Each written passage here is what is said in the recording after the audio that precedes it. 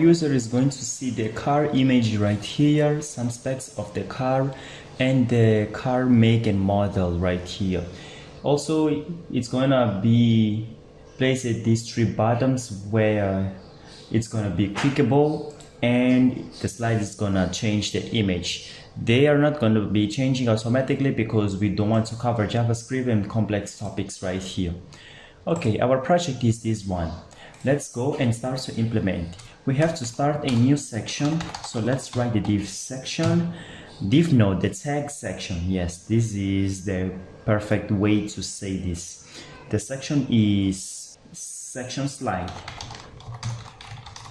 This is the class. Inside of this section, we're gonna have a bunch of slides. So let's say slides, and each slide is gonna be treated individually as a container of our slides.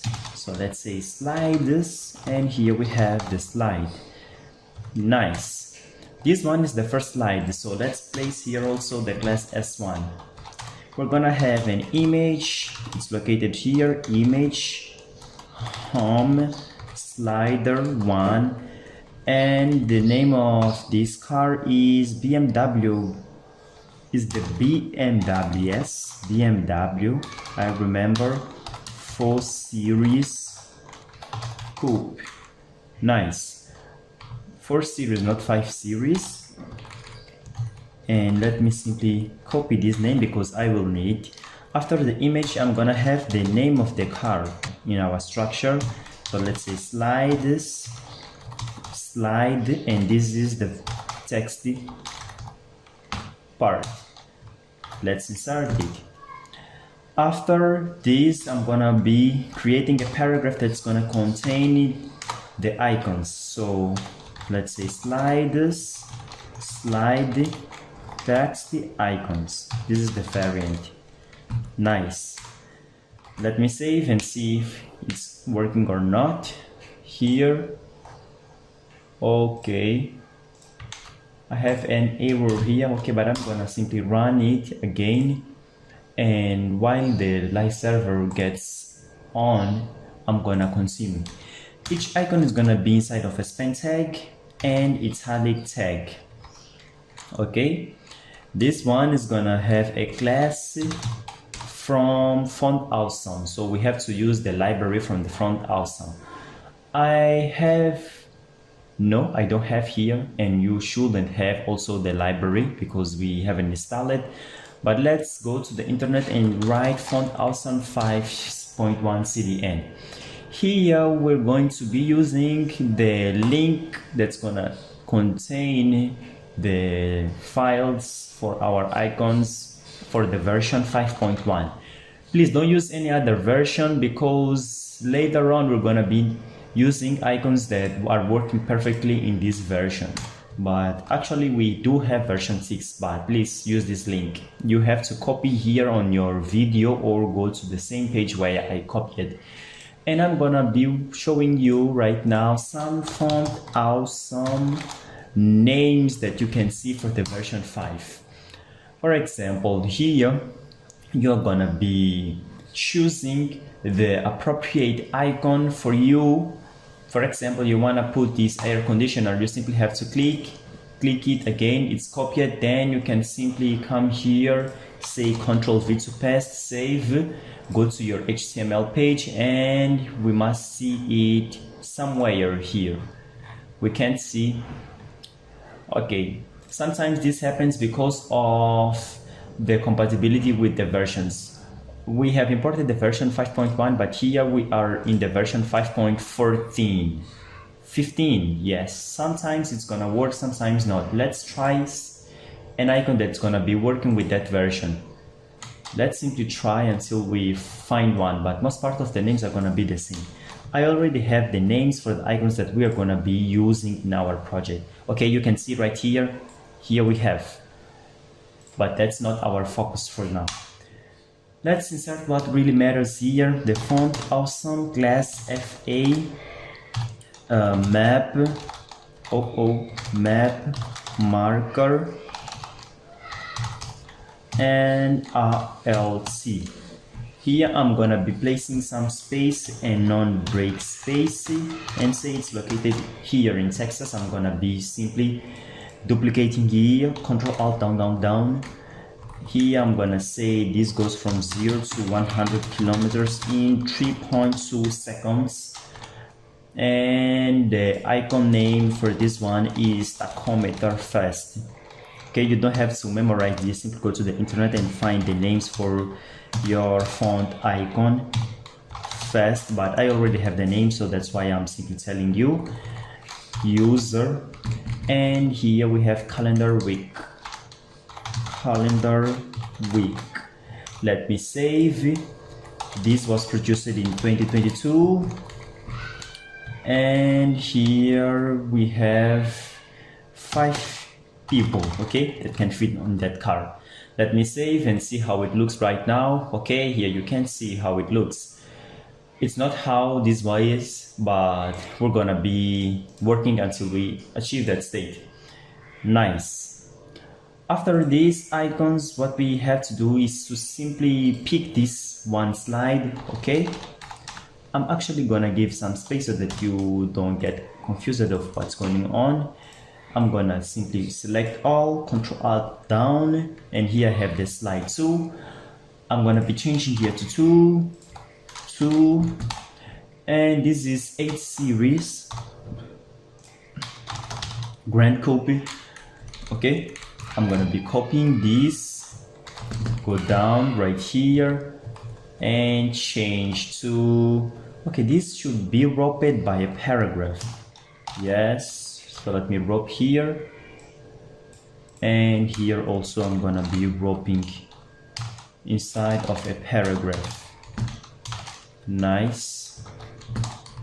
Oh, yes, now it's much better. This one is located in Chicago.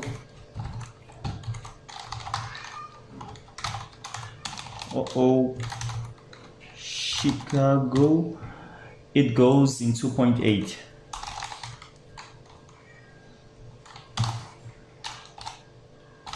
The next one is not going to be so different because we're simply going to be showing the backside of the car.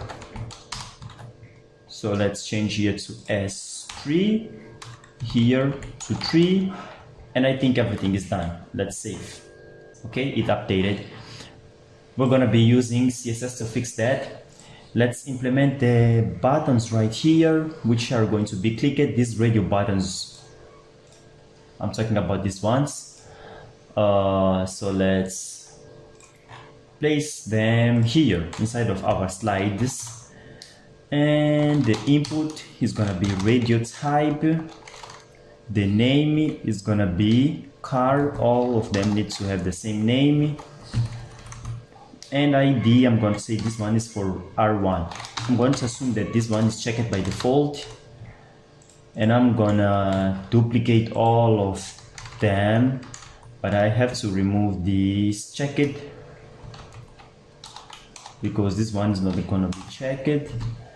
This is R3.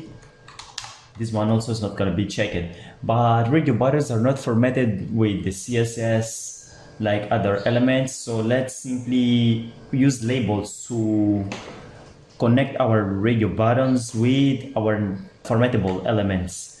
Here we're gonna create a group which is gonna be navigation.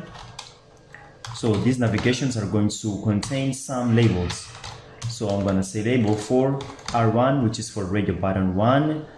The class is that bar, and simply duplicate. Yes, I have here R2 and I have here R3. Let me save and see how things are here.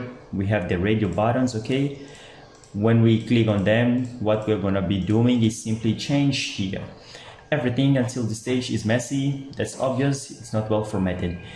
We're going to start giving this container of our slide, which is inside of our homepage, the width and the height of 100%, okay, and the height is going to be automatically adjusted in terms of the content that's going to be placed inside. So let's come here to our page, right click and new _ home.scss. This is not underscore, No, yes, underscore is here. Let's go to our main file and use import directive. Oh, what's this writing right now? No, add import, and this is inside of the pages home as CSS. Nice. And we're gonna be having a new component right here, which is gonna be the slide itself. So let me simply put the slide, and let me create the slide, because we can reuse this slide somewhere, and it's going to be much better if we treat it as a component. Inside of our home, let's select the section slide and give it a width of 100%. The height is going to be automatically adjusted. Overflow, so let's place it to be hidden. Okay, nice. Okay, here in slide, let's start formatting the container itself. We have to place these two side by side just to make it easy for you to understand. That's something I usually like to do, place side by side. I'm gonna split it to the right, Control B to eliminate that, and I want my index file. Where are you? Okay, here you are. Let's start with the slides. This container slides, I'm gonna have a width of 500% because I want it to be so wide so that I can fit childs, which are this one, S1, S2, S3 inside of it. I'm gonna make the parent so wide, 500%. The height, I'm gonna say 100%. And let's start using a display flex right here. Nice. Let me save with the main and go back. Okay, here you can see. Nice. Still not something really useful for you. Let's start formatting each of our slides. Each slide is gonna have 20% of 500%. So width is gonna be 20% because I want to have each slide smaller. You have to know that slides by itself has 100%. Okay, but when I say 500%, it increases and becomes 5 times 100%. And I want to have each item having 20% of that space. For example, I have a space of 100 pixels, and I say 500% of 500 pixels of 100 pixels, that gives me 500 pixels. 20% of 500 pixels is gonna be what? Is gonna be 100%. Yes, that means each slide is gonna be occupying the 100% which you can view, and is equal to your screen width. Yes. Next, we have to simply say that we don't want anything here to overflow. So let's hide what's gonna be overflowing. Let's format the image that's inside of our slide. The image, we want to make them fit our parent element, keeping the aspect ratio, so you should know how to do that. But before we make that, let's save and see how it looks like. I like to do this so that you can understand what we are really doing right here in our CSS, instead of simply being writing and speaking. Okay, at this stage it's like this, all it's on the same row, okay, but it's not fitting right here in our screen. So let's say width 100%. Okay, I want the height also to be 100%. I want to keep the aspect of it, so object fit to be covered. Okay, sometimes this works without saving the main, sometimes it doesn't work. So let me go here. Okay, it should be working right now. I don't know why it's not working. Okay, let me go and check. Yes, now I can see all of it. Very good. After we play with this image, what we have to do is to play with the text. So let's come here and underscore text. It's not underscore, this is dash text. Okay, we are playing with this right now. Here what we can start doing is to simply make its position to be absolute, because you can see that text is not formatted in a normal place, so its position is gonna be absolute. Therefore its parent, which is this S1, which is slide, needs to have a relative position. So position of our slide is gonna be relative. Very good. Here I'm going to say that I want to place it 5% from the top, not 50%. It's gonna be so down. And from the left I want it to be placed at 3%. And I want you to have padding of 0 and 1 rem. This text BMW for series copy. We want all the paragraph here to have a font size of 500 pixels, 50 pixels. And let me put the font weight to be kinda 800. You must know which one's gonna be selected if we didn't import this one. A bit of challenge for you. So let's save and go there. Okay, nice. Okay, we have to place this color. And how are we gonna do that? I have to teach you something, which is the gradient. Here we're gonna be using two colors, the green color and the blue color, to make that standing gradient. We use actually a bit of a trick. We make our text look like transparent. After our text look like transparent, we're gonna place a background of that color, which is from green to blue.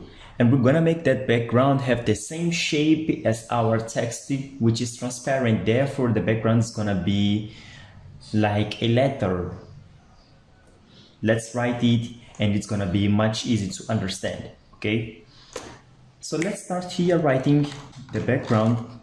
It's gonna be WebKit linear gradient. Yeah, many browsers don't support this property, so that's why I'm using WebKit here. And I want the first color to be green, and we have in our variables the next color is gonna be blue. Okay, next I have to insert the background clip property to be text. Finally, I have to put my color of the text transparent. I'm gonna save and see how it looks like right now. Oh, what happened? Color, okay, color here, okay, nice. You can see right here we don't have it how it should, and we have to fix it. Here we should also use WebKit. Let's save and see how it's gonna be looking right now. Still no. Very good. Now we have, but I think this color is not the same as this. Let me confirm if I am using the right color right here. Okay, let me go for green. Control B, look for my variables, the green that I have here. Okay, I have a problem here. The variables value for green is 8DE 6A2.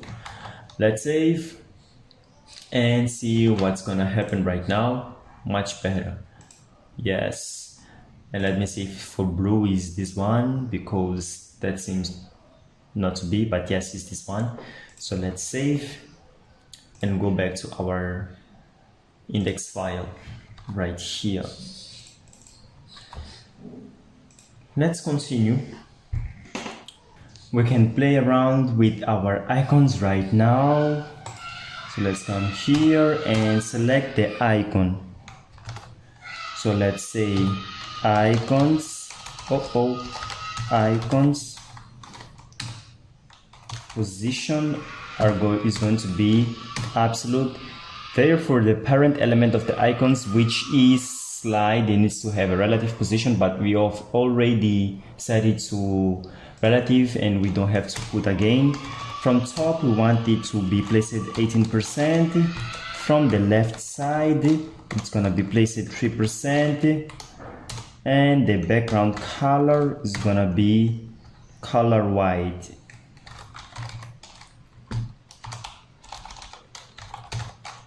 Okay, let's simply add the padding and this is gonna be pretty much done. Let's save and see how they look like.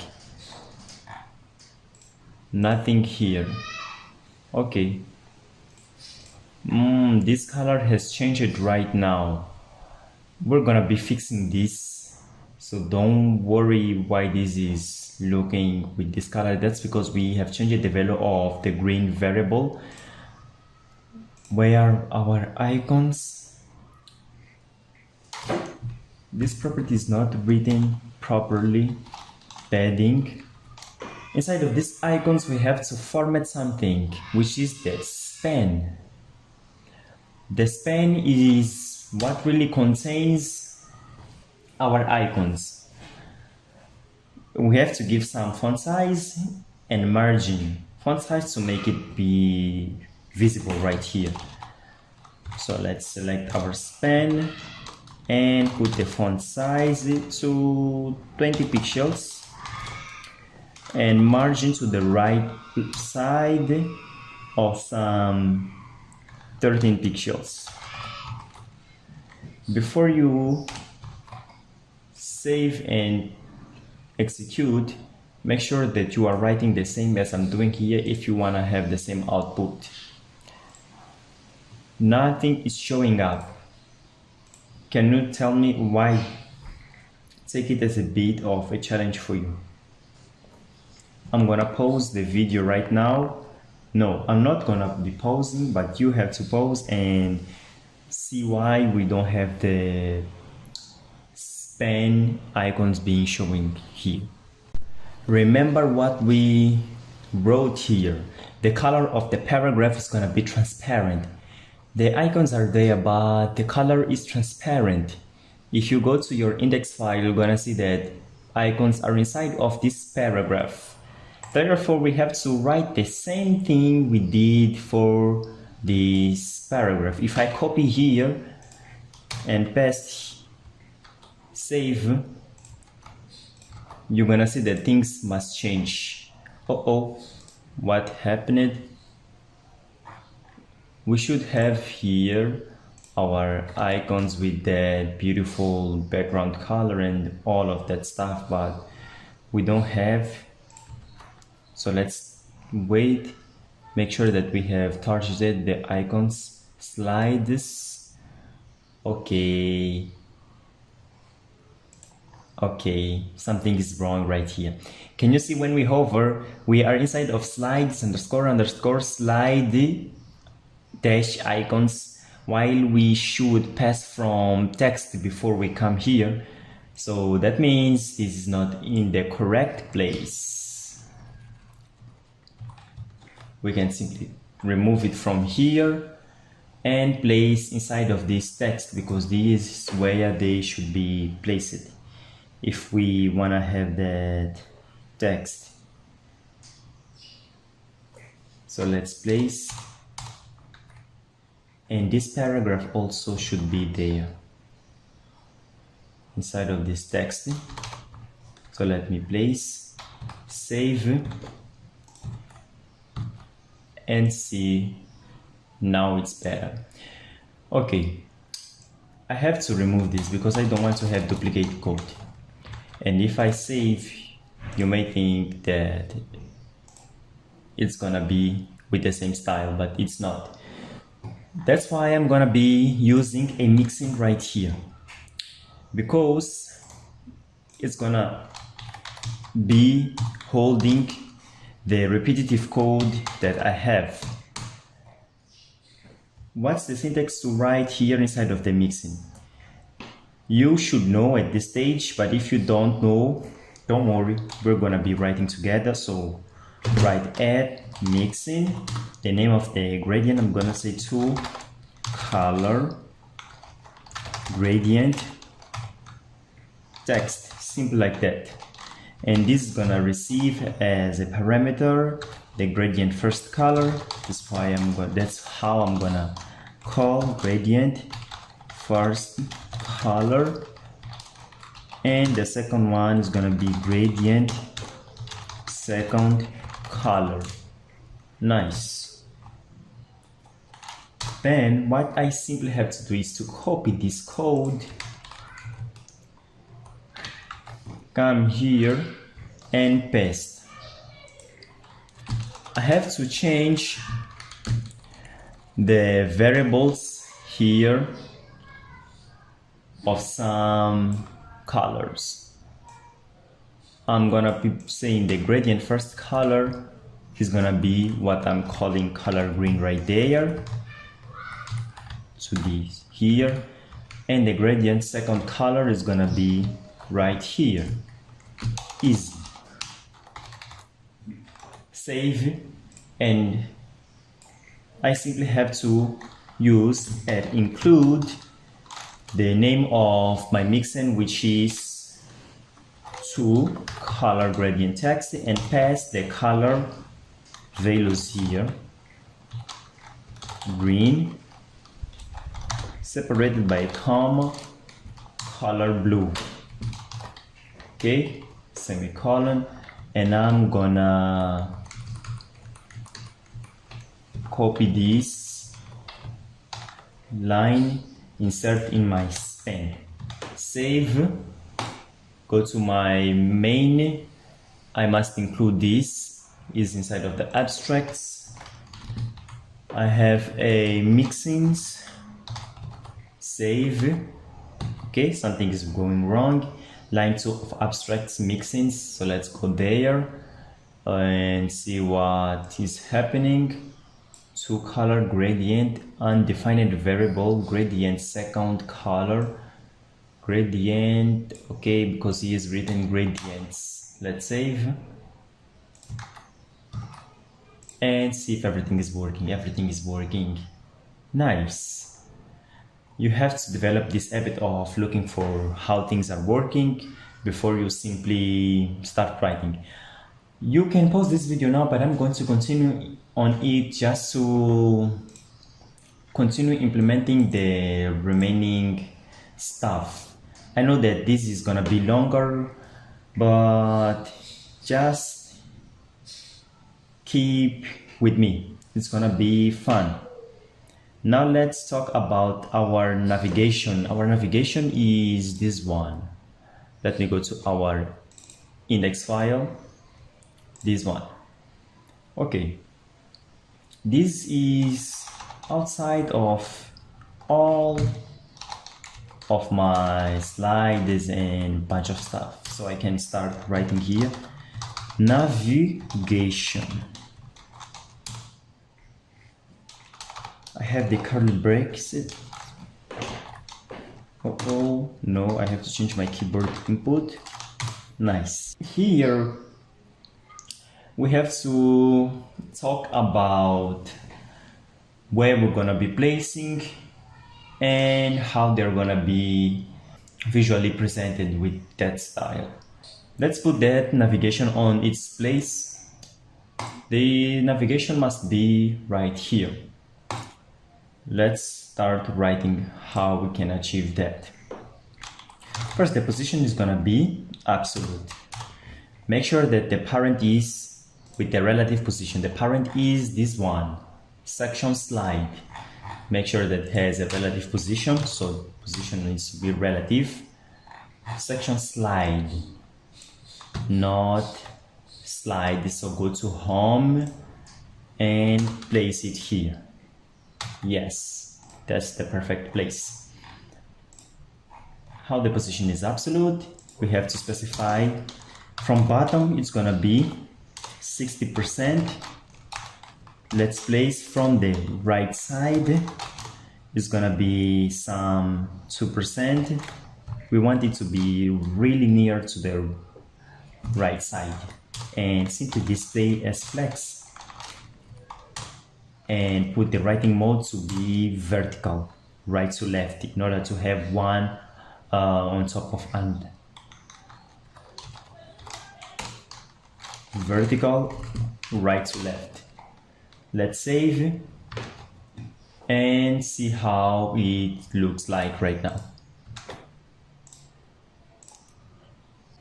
Please don't misunderstand this radio inputs right here as what we are formatting.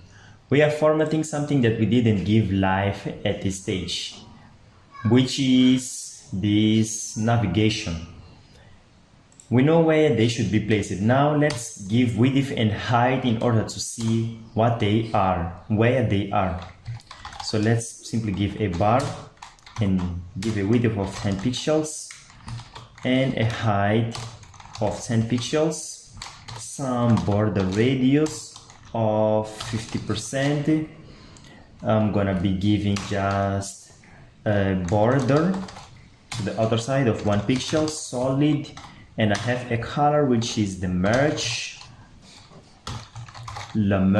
okay, merge mer, and the margin is gonna be of 5 pixels, and the cursor there is gonna be pointer so that we can give that effect like, yes, you are hovering on it and you have a mouse over that. Let me save my main and go and check. Here we have, okay, here we have. Let's continue. We want to change the background color as we hover on it, and for that we need to have a transition to make the things go more smoother, 0.4 seconds. And as we hover, we're gonna have a background observatory. Nice. We can save and see how it's gonna be working much better. Okay, let's continue. Now it's time to start making the buttons really work. What we're going to be using is the advantage of the pseudo classes that exist. For example, we have the pseudo class checked that applies a certain style. When a radio button is checked, we can use the advantage for that. For example, when we are here, we click on this one, you can see that everything is working. If I click here on this the third radio button is checked. When I click here on the second one, it's checked. So we're going to say when the X radio button is checked, do something. That's how we're going to be working right here. Let's come and select our first radio button. When it's checked, okay, when this one is checked, really we don't want to make anything. So let's leave how it is right now. When we check the second radio button, we really want to do something. What we're gonna be doing is to simply translate minus 20% in order to remove the 20% that we give as the width. In other words, another slide container is gonna be presented on that position. That's what we have to do. So margin left, remove that 20%. When we do that, on the third radio button, R3, this should be semicolon. I'm looking it now because it's a pseudo class, okay, and not a hash symbol. We're gonna be doing this twice, so minus 40%. And we have to get some transition right here, because I believe it's gonna be looking much smoother and beautiful if we have that kind of transition. So let's place a transition. I'm gonna be putting some 0.6 seconds.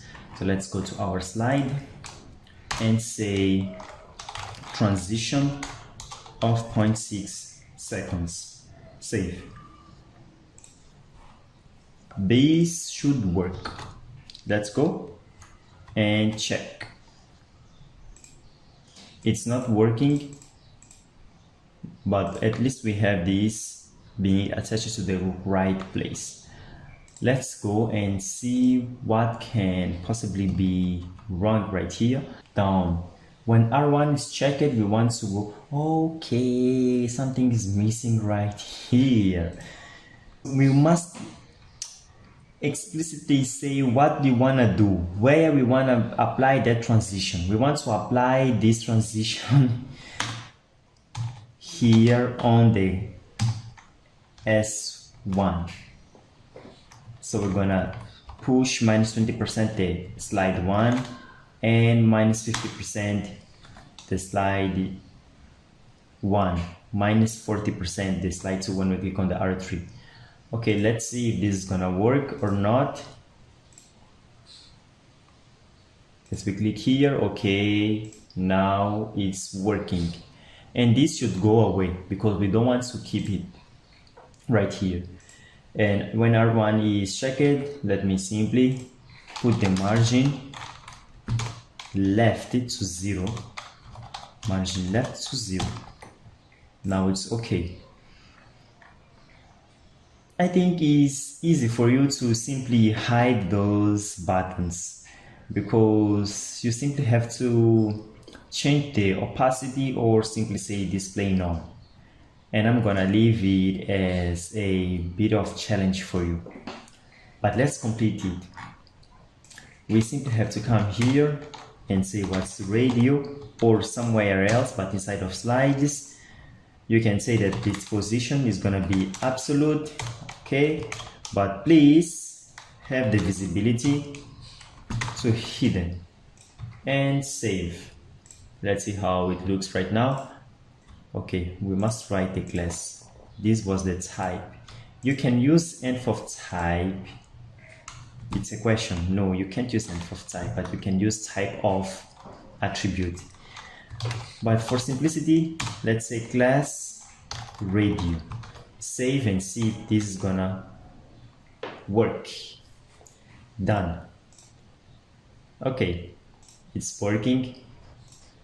And here we have this BMW. This one also is a BMW brand copy. We can go to the main one, the last one, and go back. It's how it should be. This one is something that we don't have to worry. You can simply change, and let's continue.